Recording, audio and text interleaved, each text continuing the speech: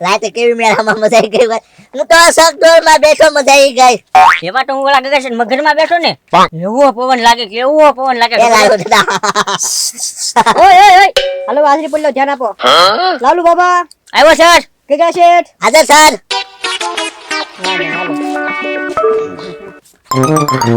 લાલો દાદા પ્યાન છે બીજી લાવો તો ગગા શેઠ આજે આપણે શું ભણશું ખબર હું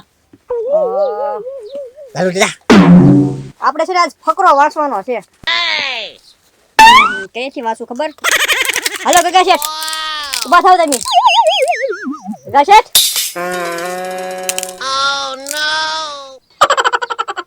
હા ખાઈ લો પેલા હા ના ખાઈ લો પછી હું હાથ ઉપાડીશ ને તો પછી તમે રોવા મળશો પેલા ખાઈ લો આપણે ભણવું નથી પેલા ખાઈ લો તમે હાલો ના મસ્ત હવે ન ખાઈ તો હરખું બોલી નથી શકતા કેટલું ખાવ ઘરે ખાવા નથી દેતા તમને કોઈ ખાવા દાદા લાલુ દાદા લાવ્યા ભાગ મારું નામ ખોટું દે છે હાલો હવે બધું પેક કરજો ગગા શેઠ હાલો વાંચો ઉભા થાવ હાલો અહીંથી વાંચવાનું ચાલુ કરો હું લખ્યું આ ખત હું તો મારા બસ કાંઈ સરખું વાંચવા તો જો હા હા ખોટું વાંચો કે હાસુ ઈ મારે જોવું પડે ને મારા માળા નહીં મારા શું માં ચાલુ દે શું છે મને હા મારા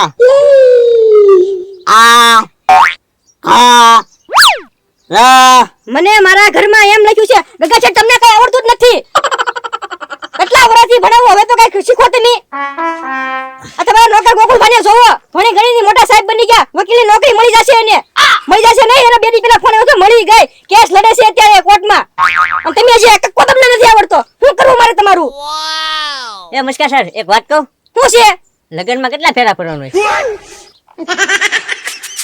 એ લાલુ બાબા હવે તમે કોમામાંથી બહાર નીકળો હવે તમારા લગન નો થાય 60 વર્ષ થયા તમારા હવે તમે છે ને મગજમાંથી બધું કાઢી નાખો લગનનું જ્યારે જોઈ ત્યારે લગન ફેરા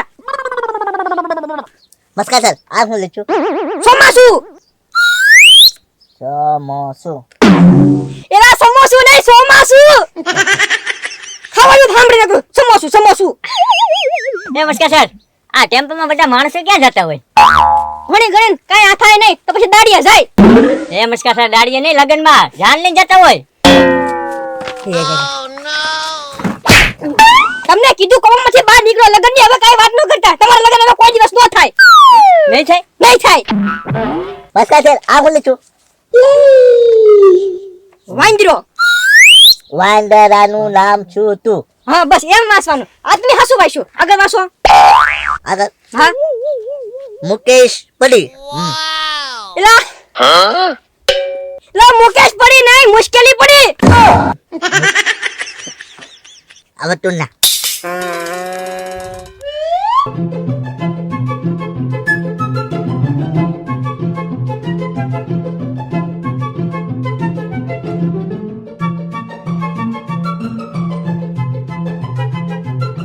આમ જોવો ગોકુળ સાહેબ આવે છે How are you, Maska sir? હા ઓ થેન્ક યુ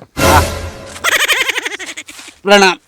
હા ઘણું જીવો મારો નોકર વકીલ બની ગયો તોય મને પગ્યા ન લાગ્યો ગોકુળ સાહેબ બેઠો હા હા. ખસો ગગા છે હારું એમ નહીં પણ મને એક વાત ન સમજાણી હું તમારો 2 મહિના પહેલા ફોન આવ્યો અને 2 દી પછી આવ્યો તો એટલું બધું મોડું કેમ થયું એમાં મસ્કા સર એવું છે કે નહીં પેલો કેસ મેં લડવા લીધો કે નહીં તો 2 મહિના હું અંદર વહી ગયો કેમ આ પતિ પત્ની ના 2 બાંધવાના કેસ મારી આગળ જ હતા 2 નો કેસ હું લડતો હતો 2 સાઈડ માં તમે હતા હા 2 સાઈડ થી હું પૈસા લેતો હતો તો ઈ 2 સમાધાન કરીને મારી પર કેસ ઠોકી દીધા હું 2 મહિના અંદર ગયો અરે કરી એટલે મોડું થયું એમ કહો ને હા માન જામીન ઉપર સૂટ્યો હે ગોકુળ સર તો તમે આમાં કલમ કઈ લગાડી હતી કાંઈ આવડે બહુ મોટી નથી લગાડી પણ આંબાની કલમ લગાડી આંબાની કલમ હા ઓહો તો ગોકુળ સાહેબ તમારે હજી કેટલી બધી કલમ શીખવાની બાકી છે તો તમે કેસમાં આવી જ જાવ ને આ તો બોરડીની ને જાંબુડાની એ કલમ બાકી રહી ગઈ છે શીખવાની બધી મારે ઈ હું તમને શીખવાડી દઈશ તમે પાછા ટ્યુશનમાં બેઠી જાજો કયા કેસમાં કઈ કલમ લગાડવાની એ કઈ ખબર જ ન રહે મને એટલે આંબાની નથી લગાડવાની ત્યાં જાંબુડાની લગાડવાની હતી એવું હતું હા અને આ કેમ દુકાનમાં જે પડીકા એના બોર્ડ એનું અને આ સ્ટુડન્ટ હજી એના ઈ આટા મારે અહીંયા. પણ સાહેબ આમ જો તમે તો ભણી ગણી મોટા માણસ બની ગયા પણ આ બેને તો કઈ આવડતું નથી. આને છે ને જો 10 એકડા આવડે અને કલમ નો ક આવડે. આને છે ને આ ફલક હોશિયાર છે અને 70 એકડા આવડે અને કટેરાના ખાવું પૈયા છે. બસ હા તો કાંઈ વાંધો નહીં. મારે જે કલમ થોડું શીખવાનું છે ને એટલે હું પાછો આવ્યો. આ તો ઈ વાંધો નહીં હું શીખવાડી દઈશ. હા હા તો ગોકુળ સર પગાર પાછા મને આપજો હા. શેનો? લે, મારા ઘરે ખાતા મારા ઘરે ભણતા. હા એ પૈસા કમાઓ પછી હો. હા હાલો. એ લ્યો હાલો. વિશેષ હા રિસેસ. હા તો જાઓ તમે ખાતા હો, હું ઘડીક બેઠું મસ્કા કરે. હા હા મારું ડોક્ટર લેતા આવજો કે કાચેત ઘરેથી. હાલો લાલુ દાદા ગોકુળે દફતર લઈ લીધું. હાલો દાદા એક વાત કહું. હું આ ગોકુળ આપણે આજે હરખું જ ભણતો હોશિયાર ઈ કેમ બની ગયો ને આપણે થોડ બની જા. હા હો ઈ હોશિયાર બની ગયો ને આપણે થોડ થઈ ગયા વકીલ બની ગયો બોલો ઈ. અને લાલુ દાદા પાછો મને પગાર આપવા જ ના પાડી બોલો. પગાર એ વેસેટ એક કામ કરો તમને પગાર આપવા ના પાડી હા હવે તમે એને નોકર ન રાખતા હું તમારો નોકર બની જઈશ.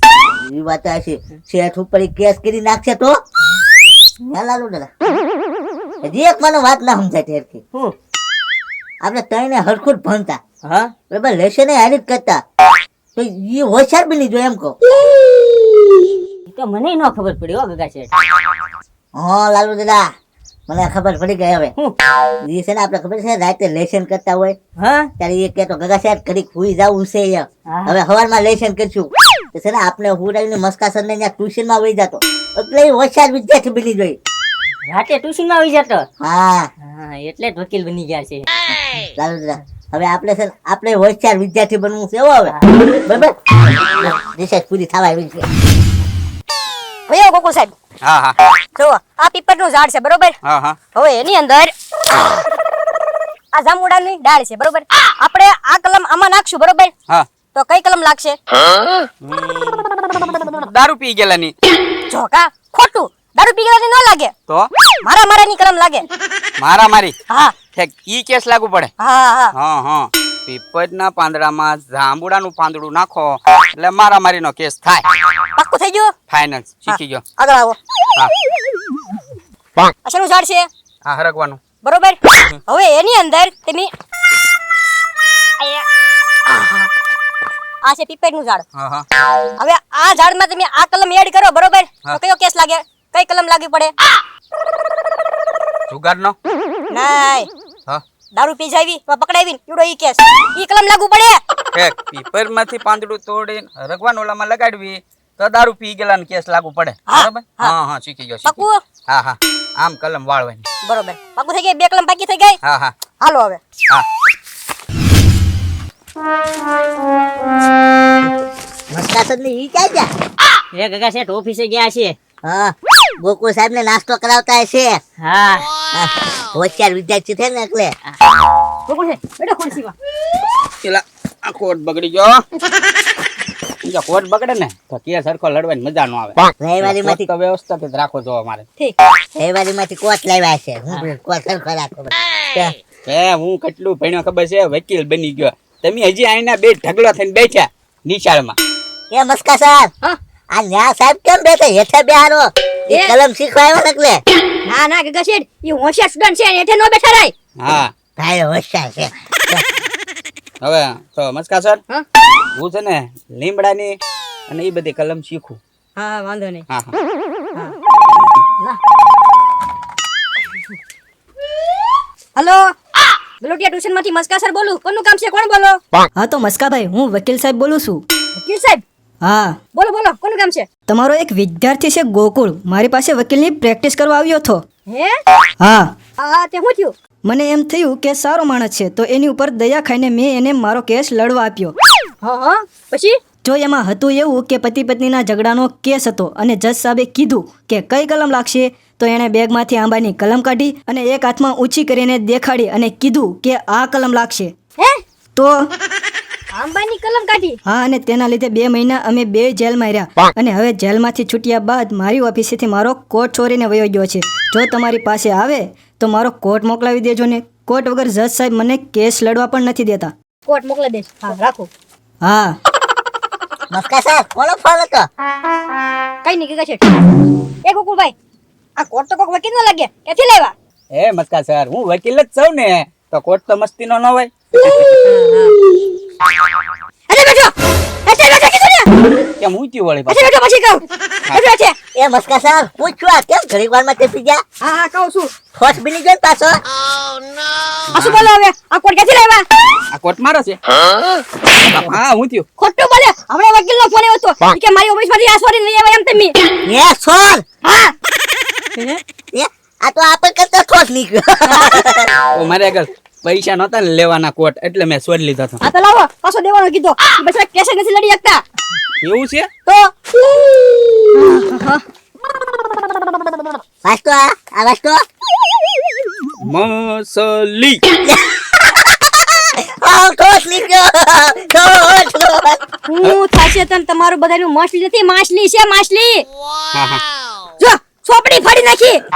કાગડો. લે ઈ તમે જન બોલ્યા. તો આ હું લખ્યું કોયલ. કોઈ લખ્યું ઈ? વાઘ લખ્યું વાઘ ગુજરાતીમાં લખ્યું તોય નથી આવડતું. આમાં હું તમે ભણી ગણી ઊંધા આવડતા. વાઘ લખ્યું વાઘ.